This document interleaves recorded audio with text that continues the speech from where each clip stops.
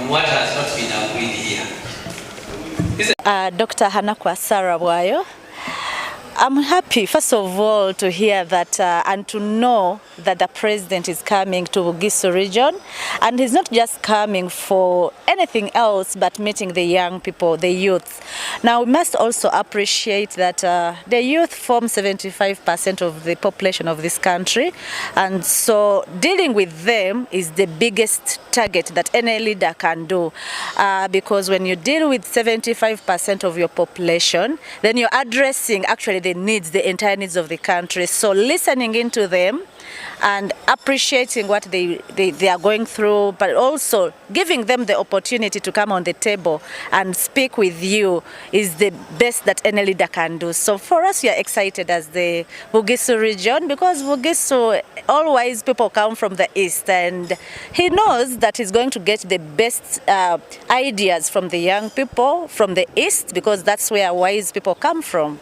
What are some of the issues which you think have tied our youths into poverty? We appreciate that the youth, majority of them are poor. In fact, when you look at the statistics, the poor people are largely the youth, and principally it's because of the lack of opportunities to use our skills, because we know in many developed countries you'll not find all youth in offices or whatever we can call them. They use the skills they get, and I think how we are working as a government, we know that there is a big approach to skilling the youth. Now, when we skill the youth, we want to avoid people coming, finishing universities, then sit and wait for a job, which job appears once, because one job of a cow for a whole district, for example, cannot accommodate all the 2,000 or 20,000 youth that we are channeling out every year. So when we come up with skilling, it means we are actually understanding and appreciating the reason why we have so many youth that are not working. They are not skilled, and now we are going into real skilling, and the youth are able to do everything, anything across the world. So recently there are so many young people. I saw this example in one of a very remote area in Bukoho up there. Children are coming up with ideas of making manure from their own initiatives, innovation. So that's why we have a ministry of responsible for innovations. Reason being, we can only sustain the growing population of the youth if we address the needs of the youth from creativity and innovations, because that's when we can run along with the world. The world is very creative right now. There is a lot of innovations going on right now. So we cannot sit back as a country and watch our youth not being innovative. So it's the question of why we have so many youth is because we've been in a generation where innovations and creativity have not been at the forefront of any programming. Right now, that's where we are going, and I think that's why the president is coming to remind us that it's all about a world of innovations now, creativity, and he will ask the young people, what do you want to do, or how do you want to proceed? And those are the innovations I think I've been hearing the youth come up with. Talk about the mindsets. We have had issues of youths getting money and eating it. What is the real problem? Is it the mindset, or there's something which is lacking? The youth getting money and eating it is not really, we can't even tag it to the youth. I mean, there is a general problem that this country is facing in terms of appreciating a project as their own project. And I think we create it ourselves, and it's really the mindset, thinking that when we receive these projects from the government, maybe the government is giving us money to eat. But there's been a lot, now when you look at projects that are coming, like the youth livelihood programs, there is a lot of effort put in place to first and I think we create it ourselves, and it's really the mindset, thinking that when we receive these projects from the government, maybe the government is giving us money to eat. But there's been a lot, now when you look at projects that are coming, like the youth livelihood programs, there is a lot of effort put in place to first educate and sensitize the young people to appreciate that this is not a one-off that you get and eat, but there is a lot of effort in planning, helping them plan, help them come up with projects, and try to ensure that they are not getting money when they are not ready. That's why we will help them to work in groups. And so when they work in groups, they check each other. And when they check each other, it's very hard. When anything that is beyond one person, it's very difficult to not manipulate. So it has been that approach where people think we are getting things for free. But now the youth and anyone out there knows these things come once, these projects are for them, and they are to help them get out of poverty. Doctor, still on mindset. Talk about youth being money-minded all the time. You know, they hear president is coming. What goes into their mind is money. What's your take on that? Yeah, there is a lot of talk about when the president or any leader coming up. For instance, even me, myself, aspiring in the future to become a member of parliament. But you see, when you reach, there is this whole thinking that when the leader is coming in, ask for money.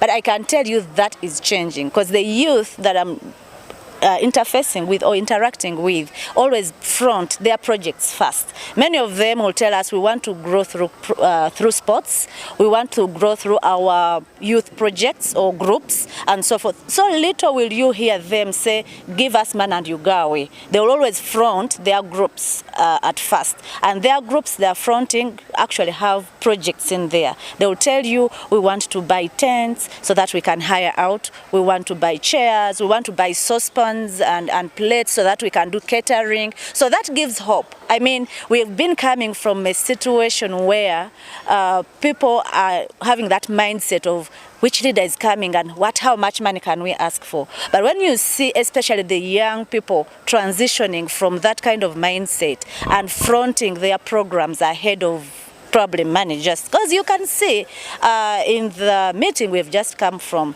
people are talking about, can we buy land? I mean, in the golden days, which youth would you hear? Let's listen to their priorities. The cooperatives, of course, many of us, of course I'm not a youth, but what I know is many of us have reached where we have reached because of cooperatives. If you can recall what we used to call cooperative societies, where we used to, farmers used to bring their produce, coffee, cotton and all that. It's through that, when you're together, a cooperative helps people to get access to market. When you all come together, you'll get ideas from each other, then you'll also mobilize resources. Because some of the projects within that individuals want to do require some level of capital. But when you're in a cooperative, each of you is contributing to some level. And so that means you're able to come up with a capital that you could have not got as one person. Cooperatives help you to share ideas and also share risk, by the way. You share the risk. When you're in a cooperative, if anything is going to go wrong, you don't suffer with it alone. As a group, you share the risk, so it will not be as hard. So you quickly address the problem and then you continue running. So the cooperatives generally, in economic terms, have been found to be the best way for community development, because you're sharing the proceeds, but also you're sharing the risk. And you're coming together with so many ideas, and that helps you not to work singly. Many business ideas or approaches have been said that any person who gets business singly, normally they don't, they may not survive in a community that is developing. So when you come together, it helps you to share ideas, like I've said, and also share resources, and you're able to run. Invite them to the symposium. Yes, the youth out there, opportunity falls once. Guys, my fellow youth, you know what we've been talking about. Come out, even if it means walking on foot, and that day you don't have transport, start walking a day before and sleep even at the church or at a mosque. You will reach. We have always moved from Mbale, from Namisidwa, from anywhere to Namugongo. So you wouldn't want to say you're failing to come and listen to the leader of this country because you didn't have transport. We have always moved to even further places. This is an opportunity for us to hear and listen to what the president is going to tell us, but also importantly, to see how our fellow youth or your fellow youth express themselves to the president and what they are actually asking for you, because you wouldn't want to be told and then you'll say, I wish I was there, you know, I would have told them to say this. Come listen. The youth have organized themselves. They have come up with proposals to the president. You wouldn't want to read them in the newspaper or on radio. Come and watch this live, because it's an opportunity that grows you as a young person, and it also helps you to understand how we interact with different leaders as young people.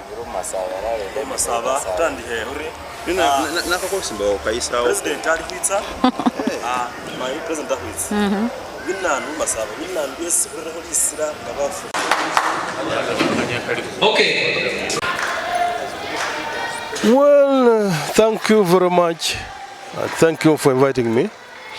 You see, the first thing is that the meeting is very, very important. It is important in a sense that the youth are supposed to present their case to the head of state. That's one point, it's very important. Two, the issues I've picked here are equally important. The issue of the youth, education to the youth, skilling of the youth, you know, it's very important.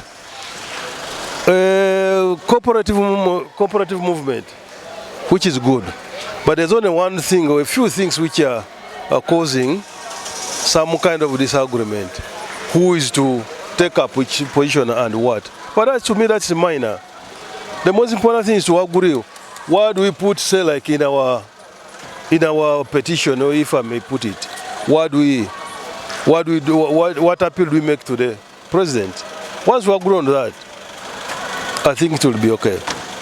And I pray that this time around the president should be able to act on the petition that we are going to present before him. Thank you. What's your say on the issue of 5 million that the youths are trying to put ahead instead of other issues? No, I think that's why the youth miss a point. Yeah? When you put ahead like 5 million, 5 million will not help you much. It will not. Yeah. Well, those who could be good managers, financial managers, may benefit in one or another. But 5 million is very little money.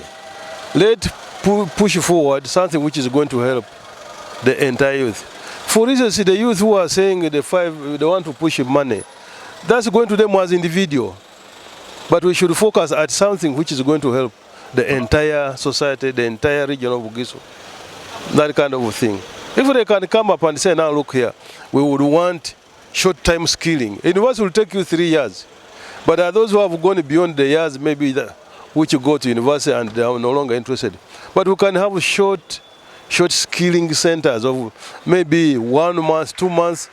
Somebody goes for a short skilling course, and he comes up and then he starts what to do, you know.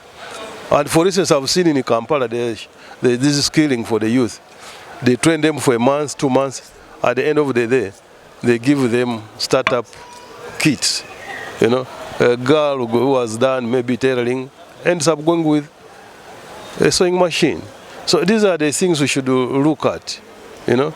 If a youth is saying, look here, I would want to start a business, ask which type of business. Maybe would want to have a computer or whatever, a printer to start his some secretarial bureau.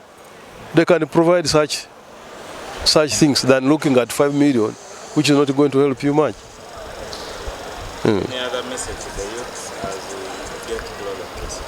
You see, my message to the youth is that one, they should be patient. I know the youth normally get derailed by a number of things, and you know, let them be patient and let them be organized. Once you get organized and you present a voice as an organized community, that's how they can win. But if you go individually and whatever, you cannot. So let's go as a youth, together as youth.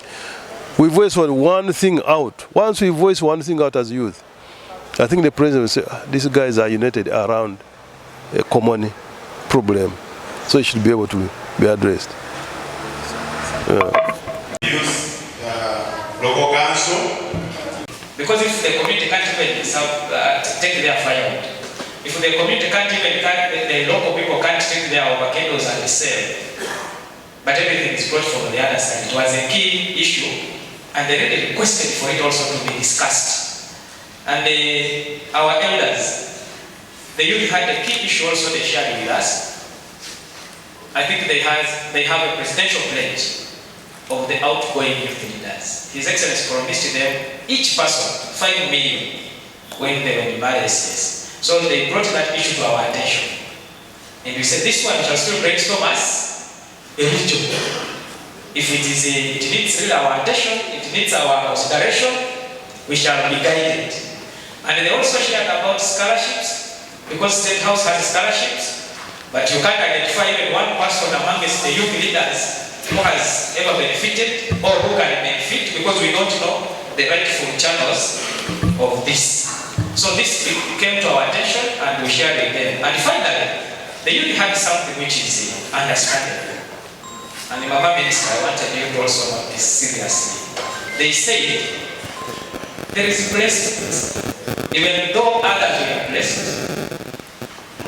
few of us, we are there, we have our sister, the RCC, we have the manager of the hub and the deputy, but they also said, our current president's house is big. It can accommodate every time we give some few people the opportunity. So they request that when His Excellency comes, for us to have the chance of briefing him before, we ensure that we say we have such and such and such. We pick some representations from the districts and we push the bill. That is how we can help one another. Those are the interests of the young people. I think it's what we shared with them when we did district tours. Those were the key issues we noticed. But they promised to mobilize, to come and work together for the success of the symposium. Another issue which we talked of, and I think it's what we are going to do, in the concept of the symposium, because the symposium is an interaction. It's when we come together and share ideas, and we come up with a solution. Mr. Museveni, once again,